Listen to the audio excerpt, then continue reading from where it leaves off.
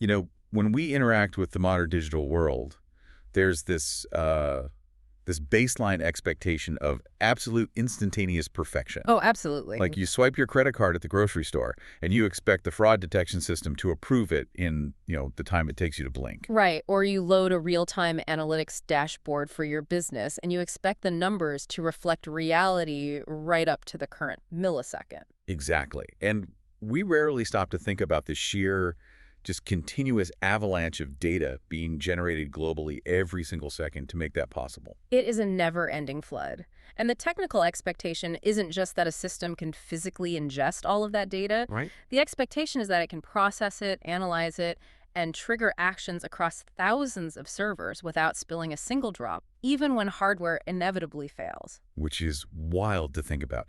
And doing that at a global scale requires an architecture that is incredibly unforgiving, but it's happening right beneath our fingertips. It really is. So our mission for this deep dive is understand the mechanics of how the digital world manages this mind-boggling feat. How does a single distributed application process pickus multiple trillions of events per day, Trillions, yeah. maintain multiple terabytes of state memory, and run on thousands of computer cores without just, collapsing under its own weight? We are essentially looking at the invisible engine running behind the scenes of so many of our daily digital interactions. Yes, and today's deep dive is all about the heavyweight champion of data processing, Apache Flink. Oh. We've been combing through Flink's official architecture and applications documentation, along with its comprehensive development history, to understand exactly how it pulls off this magic trick. There's a lot to cover. There is. So, okay, let's unpack this, because taking a dense framework of distributed systems and turning it into an intuitive aha moment for you is exactly what we are going to do. I love that. But before we get into how it survives server crashes or temporal anomalies, we need to establish how Flink fundamentally views data. Yeah. Right? Because it requires a pretty significant mental pivot from traditional databases. It really does. Flink operates on the core philosophy that any kind of data is fundamentally produced as a stream of events. It's a stream. Right. Think about credit card transactions or sensor measurements from an industrial jet engine, logs from a web server, or user clicks on an app. All of it is generated sequentially over time. Okay. Flink categorizes this massive flow into two specific operational buckets: unbounded streams and bounded streams. Unbounded and bounded. So is processing bounded data like reading a published book where you have the whole text in your hands from the very beginning, while unbounded data is like trying to read a live Twitter feed during a breaking news event where the text just keeps coming? Yes, that analogy captures the operational difference perfectly. With bounded streams, your published book, there is a defined start and a defined end. Right, the data is all there. Exactly. Because you possess the entire data set before you begin processing, you can cheat, architecturally speaking. How so? Well, you can ingest all the data, sort it globally, and compute your final result. You don't even necessarily need to read it in chronological order. This is traditionally known in the industry as batch processing. Oh, okay. Yeah. Like an overnight bank reconciliation. The business day is over, the doors are locked, the data set is static, and you just crunch the numbers. Right, exactly. But unbounded streams, your live feed, have a start, but no defined end. They never terminate. Because the events are still happening. Yeah, they just continuously emit data as reality unfolds, so you have to process that data as it arrives. You can't wait for all the input data to arrive to sort it, because by definition, the input will never be complete. The news event is still happening. Historically, companies handled this by building two completely different architectures. Oh, yeah, it was a nightmare. They'd have a batch processing engine like Hadoop for their overnight daily reports, and a separate, usually less accurate stream processing engine for their real-time alerts. Yep, the Lambda architecture. But Flink's architecture flipped that on its head.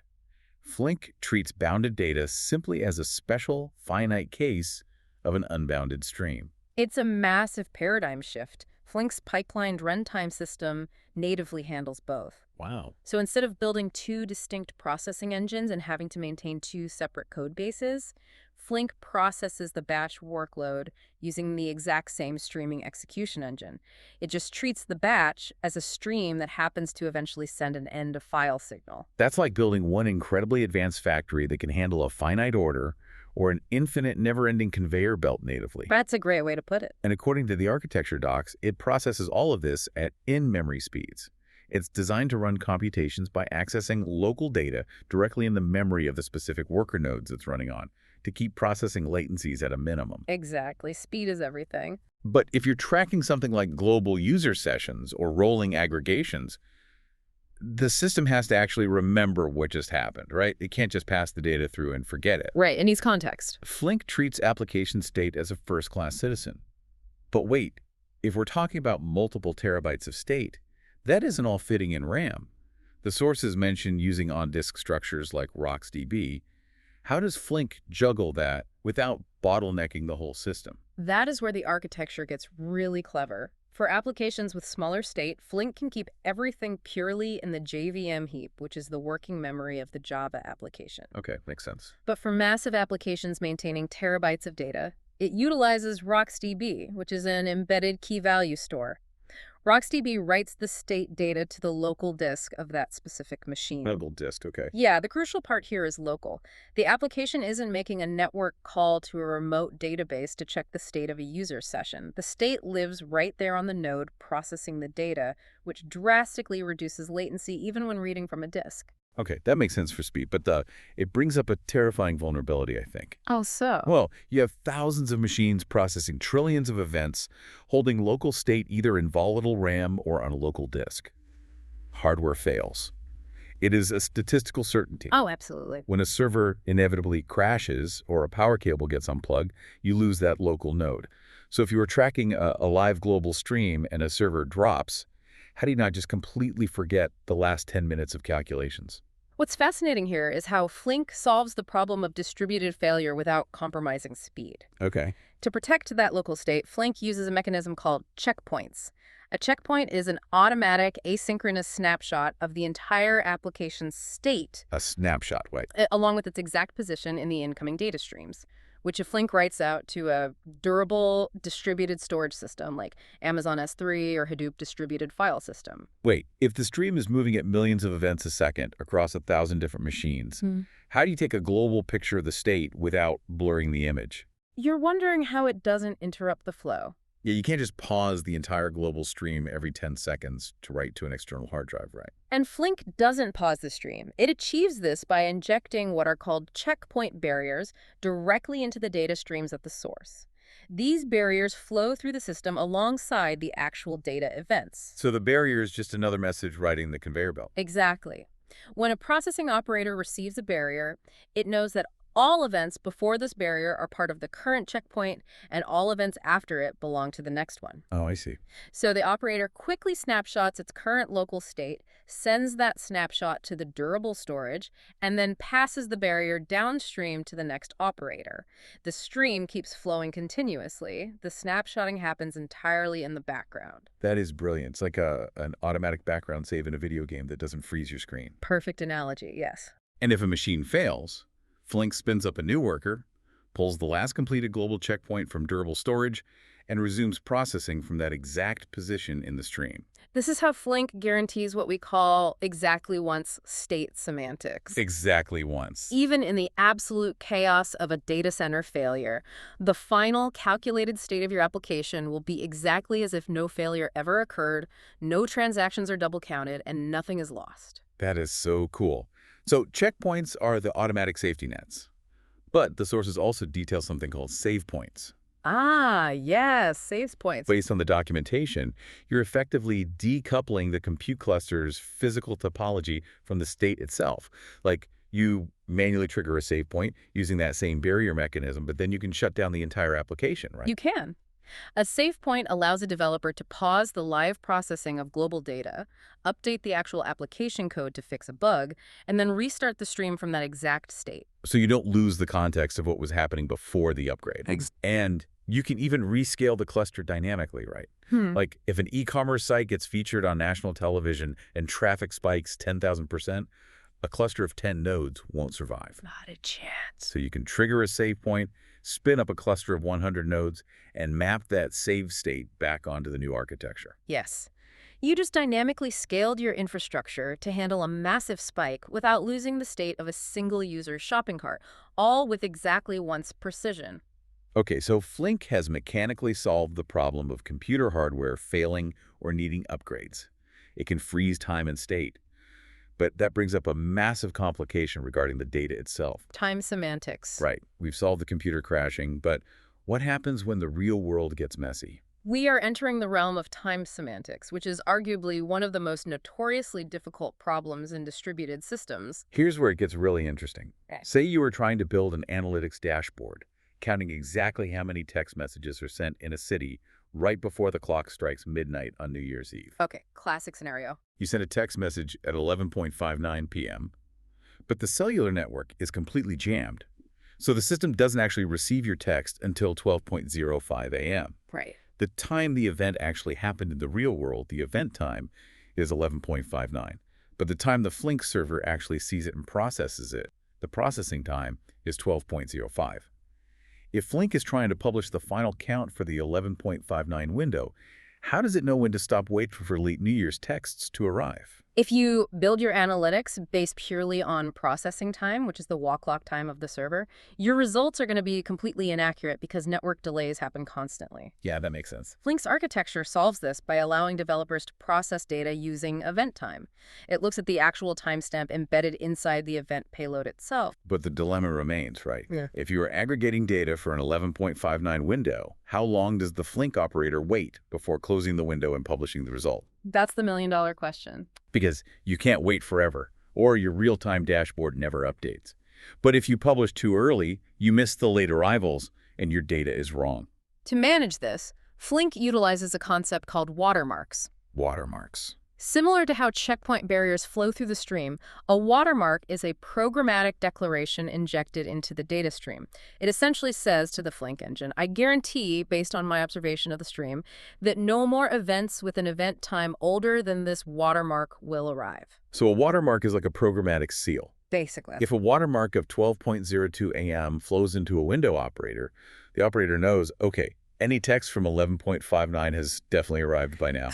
I can safely close the 11:59 window, compute the total, and send the result downstream. Exactly. It is a heuristic mechanism. It allows the developer to explicitly trade off latency versus completeness. Oh, I see. If your application needs results instantly, you configure it to generate watermarks aggressively, tracking very closely to the newest event times. You get low latency, but you might miss late data. But if accuracy is paramount, like in financial transactions, you configure the watermarks to hold back a bit to allow for network congestion. But heuristics aren't perfect. What if a text is severely delayed and arrives at 12:10 a.m., long after the watermark is passed and the 11:59 window is closed?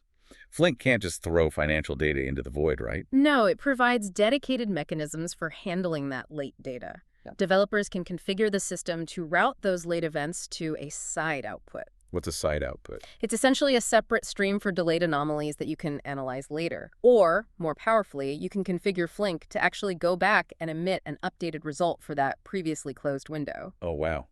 It's like an accountant who finishes the monthly ledger but leaves a process in place to automatically issue a revised ledger if a lost receipt shows up in the mail weeks later. Yes. Flink gives predictability to an inherently chaotic and delayed physical world. Which brings us to how engineers actually wield all of this power. Handling infinite streams, managing local state on Roxas DB, barrier injections, watermark heuristics. It sounds incredibly complex to program. It can be, yeah. Writing custom state logic for every basic aggregation sounds like a total nightmare. There has to be a higher level abstraction, otherwise it would take months to build a simple dashboard. There is. Flink provides 3 distinct layered APIs for developers, each offering a different trade-off between conciseness and granular control. Okay, what's the first one? At the foundation, you have the process functions. This is the heavy machinery. Process functions give the developer complete, fine-grained control over state and time. So that's the complex one. Yeah, you can examine individual events, arbitrarily read or write to the RoxaDB state, and manually register timers to trigger custom callback functions in the future. It is verbose, but if you have incredibly complex per-event business logic, this is your tool. But for standard analytics, I imagine developers are using the next layer up. They are, the Data Stream API. It provides ready-made primitives for common stream processing operations. Instead of manually managing timers, you just call a windowing function to group data into 5-second chunks. Much easier. You can map, filter, and aggregate data using standard functional programming patterns in Java or Python. It abstracts away a lot of the boilerplate. And the top layer takes that abstraction even further with the SQL and table API, right? Flink actually allows developers to write standard relational SQL queries to process these massive real-time streams. Exactly. The API creates a relational table abstraction over the moving stream. And because Flink treats batch as a bounded stream, the API is unified. Meaning, You can write a single SQL query, and Flink will execute it with the exact same semantics, whether you are querying a real-time unbounded stream of live clicks or a bounded recorded batch of yesterday's data on a hard drive. that is so cool. It utilizes a powerful framework called Apache Calcite to parse, validate, and optimize those SQL queries behind the scenes, turning them into efficient streaming operations. That makes the barrier to entry remarkably low. A data analyst who only knows SQL can tap into Flink's distributed power without needing to understand checkpoint barriers or state backends. Precisely. The framework also includes specialized libraries, like complex event processing or CEP. Yes, CEP is incredibly powerful for security and finance. Think of it like a regular expression, but instead of searching for a string of text in a document, you are searching for a sequence of events across time. Wait, give me an example of that. Okay, so if a user tries to log in, fails 3 times within a 5-second window, and then successfully logs in from a completely different geographic IP address. Oh yeah, that is definitely suspicious. Right, that is a defined pattern. The CEP library detects those temporal patterns across millions of concurrent streams to trigger network intrusion alerts or detect fraud in real time. Wow. So what does this all mean? How did the Flink community actually bridge the gap from a static database world to make this work on live infinite streams? Because this level of architectural maturity didn't just happen overnight. Not at all. It is the result of continuous, aggressive open-source innovation. Flink actually started over a decade ago, back in 2010, as a research project called Stratosphere, Information Management on the Cloud. Stratosphere. Cool name. Yeah, it was a collaboration between several universities in Berlin. From a university research project to an Apache incubator project in March 2014. And remarkably, by December 2014, it was accepted as an Apache top-level project. The development community behind it is relentless. The project is driven by over 120 committers and more than 1,300 contributors. Our sources note that Flink version 2.2.1 was just released on May 11th, 2026. Which is just over a week ago from the time of this deep dive today on May 22nd. Exactly. They are constantly iterating. If you look at the major milestones documented, the 2024 Flink Forward Conference in Berlin set the stage for their massive 2.0 architecture shift. They made some really tough, forward-looking choices to modernize the codebase. They fully deprecated the old dataset API, which was their legacy batch-only tool, forcing the ecosystem to fully embrace the unified stream-first architecture.